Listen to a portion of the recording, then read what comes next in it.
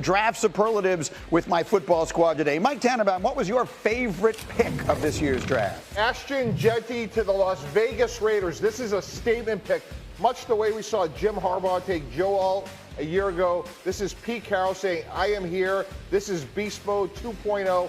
I love this fit. I love this player. And we're going to run the ball a whole heck of a lot. AFC West, get ready. D. Wood, what was the player who you think will have the most immediate impact in year one? I'm going with another running back, Omarion Hampton, going to the Los Angeles Chargers. Listen, we know the MO of Jim Harbaugh. Jim Harbaugh is a physical type coach, wants to establish a line of scrimmage, run the football. We've been seeing how they've been, really building up their offensive line. Now you get the explosive running back to go behind that offensive line. Peter Schrager, what was your favorite moment of the 3 days of the draft? Here's a first, a day 3 draft prospect coming out of the green room. This is Barron Sorrell, drafted by the Packers, the hometown team. He wanted to have a draft experience. The NFL flew him in Friday. He spent Friday and Saturday in the green room, and Roger Goodell got to give him a hug despite being a 4th-round pick. And they did the Lambeau leap at Lambeau afterwards. It's an amazing experience. We love this for the NFL. Cool moment at the NFL draft. The city of Green Bay was an extraordinary host for this event. Graziano, I left it to clear the decks for you. What was the biggest surprise of the draft? Colston Loveland going before. Oh, I'm kidding.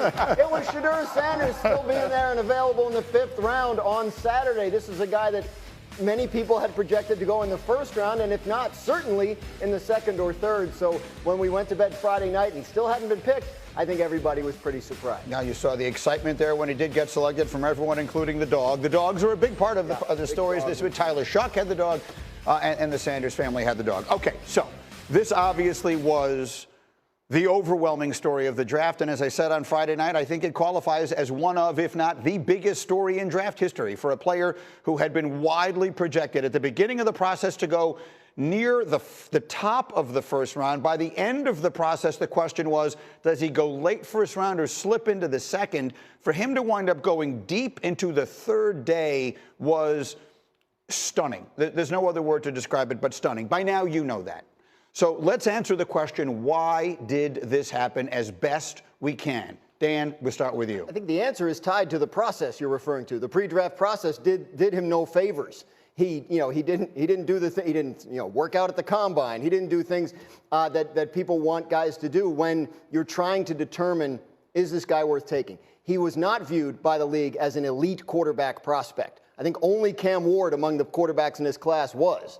So to separate yourself from Jackson Dart, who the Giants liked better, or Tyler Shuck, who the Saints liked better, you have to do some things. And Shedeur Sanders, during the pre-draft process, from everything I've been told, didn't help himself too much. He had some positive experiences and interviews with teams, but he also had some ones that didn't go very well at all. And I think there was a sense, people looked back at Dion in the fall saying, we're going to pull an Eli, and is he trying to steer himself away from certain teams? It was just a lot going on. And I think by the time we get to the 3rd round and teams are thinking about backup quarterbacks, now you have, well, if we bring him in as our backup quarterback, is there going to be a whole circus around it? Nobody wants that with their backup quarterback. So I think it was an accumulation of things that start with he wasn't viewed as an elite prospect, and then he didn't do anything in the months leading up to the draft to really help himself. Well, let's ask then someone who has been on the other side of that process. Mike, you have conducted the process for 2 different teams. What is your takeaway, not only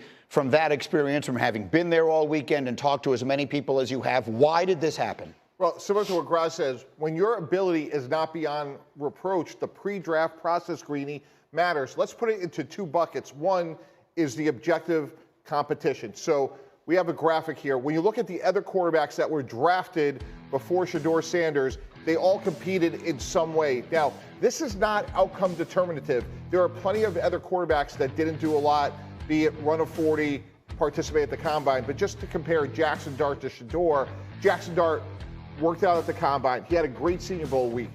So if you're the Giants and you're looking at competition and you're looking at one guy that's doing everything and one guy that's doing nothing, and again, Shedeur has good ability. He didn't have great ability. But the other part, which is probably even more important, Greeny, is the pre-draft process is an interview process. I remember one time at the Jets, we got on a private plane with our owner, Mr. Johnson, and we went out with our head coach and our offensive coordinator. We sent a 20-page playbook to a prospect.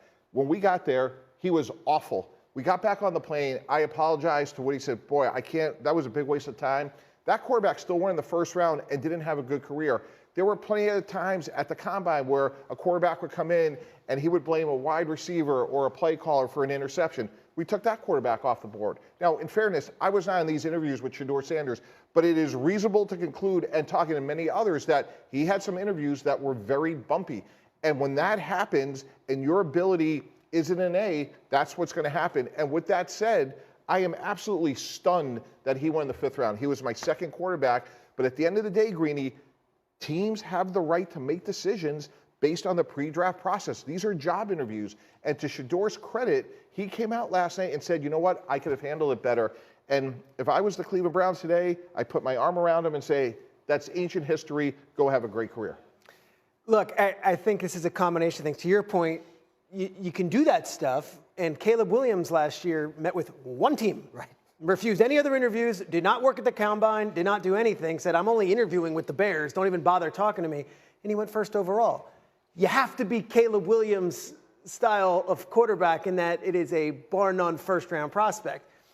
As much as I want to go back and research why it went down in the pre-draft process, and we can go through all the stuff, I think the media is complicit in this as well. We also thought that Shedeur Sanders was a first-round prospect. And every mock draft you looked at up until the draft had Shedeur Sanders as a first-round mock pick. So I think this is a bigger picture story of where did it all go wrong? And this is one of the first prospects that was targeted as a first-round pick the day of the draft to go the 5th round. I also think, just talking to NFL teams, and Graz mentioned it, and Mike, of course, you've mentioned it as well, you can have an unorthodox style of pre-draft, and you can have no agent, and you can say things like, I'm going to come in there, and the second I come in there, I'm going to change your culture. And if you're the starting quarterback in the first overall pick or a first-round pick, you're ready to run through a wall. To be a backup quarterback, that stuff might actually hurt you in a way that other quarterbacks who come in and say, I'm just here to work, I want to help the starter, might have a bigger advantage in that process. Yeah, there's a lot there to unpack. We can keep it going, but let's get to the player on the other edge of the table here. D. Wood, what was your takeaway as you watched all of this unfold this weekend? I think the NFL sent a message, said, you're not that dude. Honestly, that's the message. The overwhelming message I saw when Shedeur slid to the 5th round, the NFL was basically saying, you're not that guy. You're good, but you're not that guy. Because I'm here to tell everyone out there, everyone who watches the NFL draft, who loves the NFL, trust me when I tell you this. If you're that guy, they're going to pick you in the 1st round. Because the NFL and all these teams are in the winning business. If you can help a team win, they are going to pick you. The NFL clearly felt that Shedeur Sanders was a good prospect, but he wasn't what the young people call, he wasn't him, okay? And then on top of that, you factor in all the celebrity and everything that comes with Shedeur Sanders. And I'm not sitting here and I'm not the guy that's downplaying it. It's the NFL who ultimately said, you know what? When you combine the fact that we don't think you are him and you have all the celebrity and everything that comes with you, that is the ultimate recipe for why you found yourself in the 5th round. That is extraordinary concentration on your part, by the way, to make that entire point. Well, obviously an alarm is going off somewhere in this building. I don't know if it's audible or not. We'll address that at some point, or we'll flee. One or the other. One or the other is going to happen here in a moment. There's another factor in this. To some degree, I agree with you about, but here's the difference. There's no one who projected him to go in the 5th round. He isn't a 5th round talent. He was much too good a player. Is he good enough? Was he him? No. So that's why he didn't go in the 1st round. But he certainly wasn't comparable in terms of accomplishment and talent to going in the 5th round, which means something else was happening. Texting with a lot of people Saturday morning, like on the topic of why this is happening. He's still available. I had a couple